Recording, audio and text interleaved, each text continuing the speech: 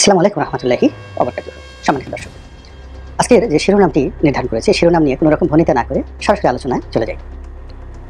সাবেক প্রধানমন্ত্রী শেখ হাসিনা তিনি এখন ভারতে রয়েছেন রাষ্ট্রীয় মেহমান হিসেবে। সেখানে বসে যা কিছু করছেন, যা কিছু বলছেন, প্রায় সব কিছুতেই বাংলাদেশ তোলপাড় হয়ে যাচ্ছে।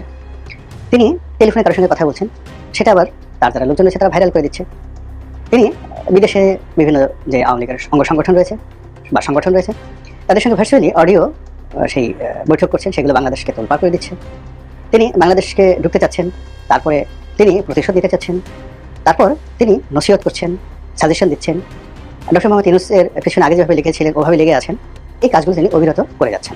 তবে সর্বশেষ তিনি ছাত্রদের উদ্দেশ্যে যে ভাষণ দিচ্ছিলেন ওটাকে প্রতিহত করার জন্য যখন থ্রেট দেওয়া হলো যে 32 নম্বর বুলডোজার দিয়ে ভেঙে ফেলা হবে, তো বোঝার চেষ্টা করুন যে একদিকে বুলডোজার দিয়ে ভাঙছে এবং নিঃসন্দেহে ওই যে বুলডোজার দিয়ে যে ভাঙছে সেই ছবি তিনি দেখছিলেন এবং শব্দ তিনি শুনছিলেন। এর কারণ হলো যারা যারা এই কাজ করছিলেন তার মধ্যে তার যে এজেন্ট ছিল না কথা বলা যায় না, কিন্তু একদিকে তার যে অস্তিত্ব, তার পৈতৃক বাড়ি, তার গর্বের ধন, তার যাকে বলা হয় আইডেন্টিটি, তার পলিটিক্যাল যাকে বলা হয় মূলধন, রাজনৈতিক মূলধন, তো এটা যখন তছনছ হচ্ছিল তখনও তার কণ্ঠ ছিল দৃঢ়। তিনি ছিলেন অবিচল, তিনি ছিলেন প্রতিহিংসা পরায়ণ এবং তিনি ছিলেন যাকে বলা হয় আগামী দিনে আরও বড় কিছু করার স্বপ্নে বিভোর এবং সেইভাবে তিনি প্রায় 45 মিনিট বক্তব্য দিয়ে গেছেন। তো এখন এটা দ্বারা আসলে কি বোঝায়? এটা দ্বারা ভবিষ্যতের যে আওয়ামী লীগের পরিণতি এটি কি ইন্ডিকেট করে?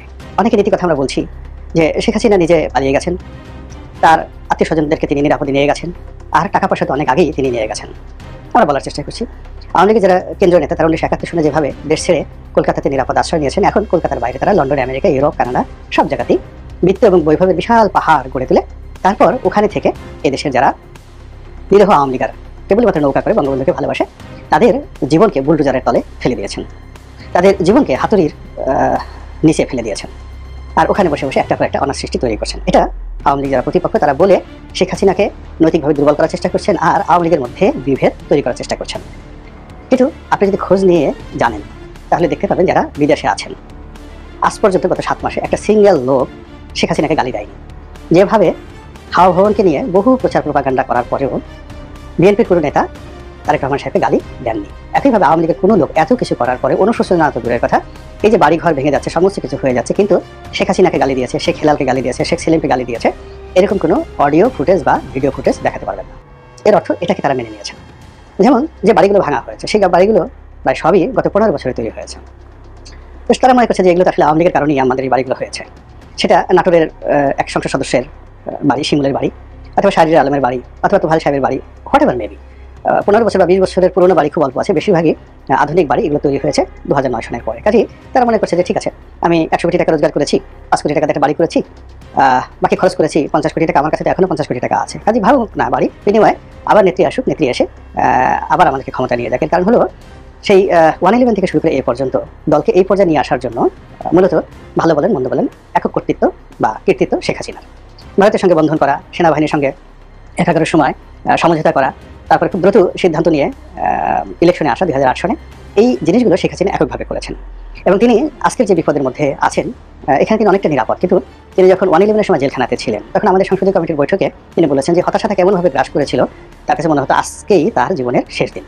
তো জেলখানাতে বসে শেখ হাসিনার সেই যে আকুতি, সেই আকুতির যে অভিজ্ঞতা, সেই অভিজ্ঞতার কারণে তিনি সবার আগে দুটো জিনিস করেছেন। সেটা হলো দলের নিজের পরিবারের অর্থনৈতিক ভিত্তিটা তিনি মজবুত করেছেন। আমরা 2005 সনে ফরিদপুরের, আমি তখন সদরপুর চরবাহাদুর হোসেন এলাকার মনোনয়ন প্রত্যাশী, আমরা যে কোনো ব্যাপারে একটা অভিযোগ জানানোর জন্য ওনার সাথে দেখা করেছিলাম ধানমন্ডির অফিসে। প্রায় 100 জনের মতো মানে যাকে বলা হয় এলাকার ফরিদপুরের নেতারা ছিলেন সদরপুর চরবাহাদুর হোসেনের। তো তিনি আমাদের সবাইকে বললেন যে আগামীতে আমি যদি ক্ষমতায় আসি, সেই 96-2001 যে ভুল করেছে সেই ভুল করবো না, ব্যবসা বাণিজ্য ওপেন করে দেবো, তোমরা রাজনৈতিক ক্ষমতা যে যাই পাও না কেন কিন্তু অবাধে ব্যবসা করে তোমরা সবাই কোটিপতি হতে পারবে, সেই ব্যবস্থা আমি করবো, সেই ভুল আমি আর করবো না, যেন দলের বিপদের সময় তোমাদের হাতে টাকা থাকে। আমি বিএনপির কাছ থেকে এই জিনিসটা শিখেছি। এই সময়টাতে তিনি আমাদেরকে সেই কথা বলেছেন। এবং আবার যখন 2009 সনে পার্লামেন্টারি কমিটির বৈঠকে, প্রথম বৈঠকে তিনি বলেছিলেন যে আমি যে বেঁচে আছি এটা আমার স্বপ্নের বাইরে, আমি স্বপ্নেও দেখিনি, আমার কাছে প্রতি মুহূর্তে মনে হতো আমি মরে যাচ্ছি, আমি ধ্বংস হয়ে যাচ্ছি। তো আমি যেহেতু বেঁচে আছি আমার কাছে মনে হচ্ছে যে আল্লাহ আমাকে বিশেষ কতগুলো কাজ করার জন্য বাঁচিয়ে রেখেছেন। তো কাজেই যে যাই বলুক, যে যত সমালোচনা করুক, আমি আমার কাজ থামাবো না, আমি যে সিদ্ধান্তগুলো নিয়েছি সেগুলো অক্ষরে অক্ষরে বাস্তবায়ন করব। এই কথাগুলো 2009 সনের জানুয়ারি মাসের যে প্রথম সংসদীয় কমিটির বৈঠক হলো, পার্লামেন্টারি কমিটির বৈঠক, তিনি এই ক্লোজ ডোর বৈঠকে, যেখানে কেউ থাকে না, সরকারের কোনো কর্মকর্তা থাকে না, শুধুমাত্র এমপিরা থাকেন, এমনকি পার্লামেন্টের কোনো ওই গেটম্যানও থাকে না, শুধুমাত্র এমপিরা থাকেন। তো সেই বৈঠকে তার সেই দৃঢ়তা ছিল। এখন দেখুন 2025 সনে এসে তিনি একই কথা বলছেন যে আমার তো মরে যাওয়ার কথা, যদি গণভবনে আন্দোলনকারীরা ঢুকতো তাহলে আমাকে মেরে ফেলতো, তা আমাকে আল্লাহ বাঁচিয়েছেন, কেউ না। তিনি কাউকে ধন্যবাদ দিচ্ছেন না, বা কোনো সরকারি কর্মকর্তা বা বাহিনী তাকে রক্ষা করেছে, বা কোনো ভারত তাকে রক্ষা করেছে, কিচ্ছু না। তিনি সোজাসুজি বলছেন যে আমি প্রাণে রক্ষা পেয়েছি, আল্লাহ আমাকে বাঁচিয়েছেন, কাজেই আল্লাহ আমাকে যে হায়াতটা দিয়েছেন নির্দিষ্ট কিছু কর্ম করার জন্য, এবং সেই কাজগুলো আমি করবো। ফলে কি হলো দেখুন, সবাই হতাশার সাগরে ডুবছে, কেউ কাঁদছে, আর সে তখন হিন্দি গান বাজাচ্ছে, এবং আমরা সে শুনতে পাচ্ছি তু সিজ বড়ি হ্যাঁ মাস্ত মাস্ত। তো তিনি সেই হিন্দি গান শুনছেন, রং তামাশা করছেন, হাসি ঠাট্টা করছেন, নেতাকর্মীদেরকে উদ্বুদ্ধ করছেন, এবং এখন এই যে ভাঙচুরের পরে অনেক নেতাই, অনেক কর্মী তার সাথে কথা বলছেন, এবং এখন তিনি এত অ্যাভেলেবল যে বাংলাদেশের যে কোনো একজন ইউটিউবার যদি চায় তার একটা সাক্ষাৎকার প্রচার করার জন্য, তিনি ফোন করে সেখানে অ্যাটেন্ড করবেন, দেশের বাইরে অ্যাটেন্ড করবেন, যে কোনো ফেসবুকের সাথে তিনি আড্ডা দিবেন। তো এইভাবে তিনি নিজেকে উন্মুক্ত করে দিয়েছেন। ফলে নেতাকর্মী যারা দেশের ভিতরে বাইরে রয়েছে প্রতি মুহূর্তে তাকে টেলিফোন করার সঙ্গে সঙ্গে পেয়ে যাচ্ছে, এবং সে আগের থেকে ঘুমাতো না। বাংলাদেশে যখন ছিল ওবায়দুল কাদেরের সেই কথা মনে আছে যে তার নেত্রী ঘুমায়, তো তিনি অনেক আগের থেকে 2-3 ঘন্টার বেশি ঘুমান না। আর যারা দীর্ঘদিন এইভাবে নির্ঘুম রজনী যাপন করেন তাদের সাইকোলজিক্যাল, মেন্টাল অ্যান্ড ফিজিক্যাল অবস্থা কোথায় পড়ছে এটা ডাক্তাররা ভালো বলতে পারবেন, কিন্তু তিনি আসলে ঘুমান না। এবং তিনি যখন প্রধানমন্ত্রী ছিলেন, সকল সুখ স্বাচ্ছন্দ্য নিয়ামত যখন তার পূর্ণতা ছিল, তখন যদি তিনি রাতে নির্ঘুম কাটাতেন, 1টা-2টা পর্যন্ত তিনি জেগে থাকতেন, আবার তাহাজ্জুদ নামাজ পড়ে তিনি তালিকা করতেন, যা কিছু করতেন, তারপর তিনি ঘুমাতেন না কি করতেন জানি না, কিন্তু সকালে সবার আগে উঠে সেই বাগানে আসতেন, গণভবনের বাগানে আসতেন, তারপর শেষে অফিসে বসতেন। কোনোদিন 11টা-12টা পর্যন্ত তিনি শুয়ে আছেন, এই কথা কেউ বলতে পারবে না, নো ওয়ান। সেই কাজ দিল্লিতে তিনি আরো বাড়িয়ে দিয়েছেন। এখন বোধহয় আগে যদি 3 ঘন্টা ঘুমাতেন, এখন 2 ঘন্টা ঘুমান কিনা সন্দেহ, 3-4 দিন পরে হয়তো ঘুমান, বাকি সময়টা তিনি একেবারে দেশ বিদেশে সবসময় সবার জন্য উন্মুক্ত থাকেন।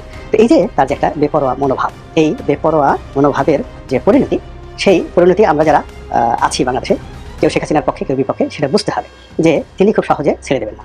2 নম্বর হলো যে মানুষ যখন হতাশ হয়ে পড়ে, তখন তার চেহারা ছবিতে আপনি দেখবেন যে কালিমা লিপ্ত হয়, তারপরে তার কণ্ঠ ভেঙে যায়, সে কাঁদে, তার হাত পা কাঁপে, থরথর করে হাত পা কাঁপে।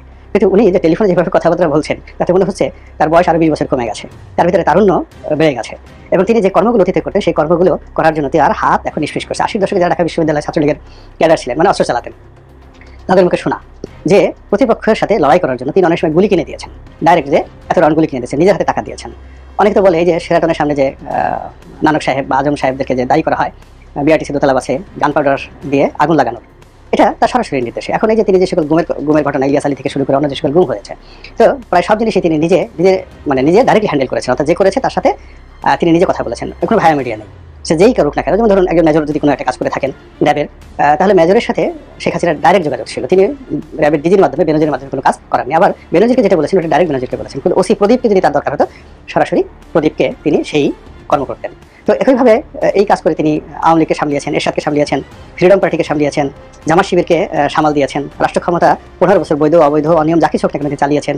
এই বুদ্ধি দিয়ে তিনি ভারতকে নাকানি চুবানি খেয়েছেন, আবার এখন সে ভারতের মেহমান হিসেবে ভারতে আছেন, চীনকে নাকানি চুবানি খেয়েছেন, আমেরিকাকে নাকানি চুবানি খেয়েছেন।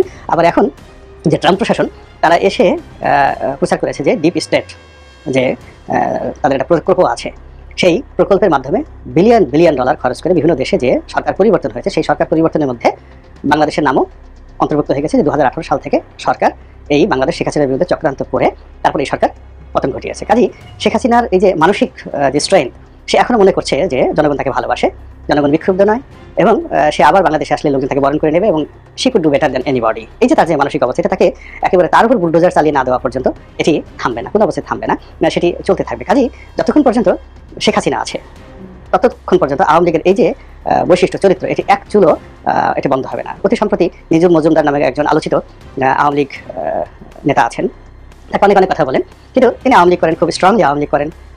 তো তিনি একটি স্ট্যাটাস দিয়েছেন, দেখলাম যে সেই স্ট্যাটাসে তিনি বলার চেষ্টা করেছেন যে শেখ হাসিনা যদি হিমালয় পর্বত হয়, তার তুলনায় তিনি একটি তেলাপোকা।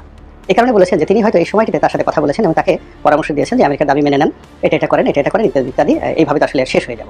তো তার প্রেক্ষিতে শেখ হাসিনা যে দৃঢ়তা দেখিয়েছে, যে কথাগুলো বলেছে, সেই কথা শুনে নিঝুম মজুমদার তিনি অনেকটা ঝিম মেরে গিয়েছেন। তো বুঝতে হবে, এবং সেটা তিনি আবার স্ট্যাটাস দিয়ে জানিয়েছেন। কাজেই এখন যারা শেখ হাসিনাকে বিরোধিতা করতে চান, তার বিরুদ্ধে যে সকল অভিযান চলছে, অপারেশন ডেভিল, হান্ট থেকে শুরু করে সেই যাকে বলা হয় 32 নম্বর মসজিদ নির্মাণ, মন্দির নির্মাণ, অন্যান্য বাড়িঘর ভাঙা, তার সঙ্গে সঙ্গে সবাইকে বুঝতে হবে যে কোন জায়গাটাতে আঘাত করতে হবে। ব্রিটিশরা নেপোলিয়ন বোনাপার্টকে, ফ্রান্সকে তারা লক্ষ্য করে, মানে ফ্রেঞ্চ আর্মিকে বা ফ্রান্সকে কখনোই ব্রিটিশরা লক্ষ্যবস্তু করেনি।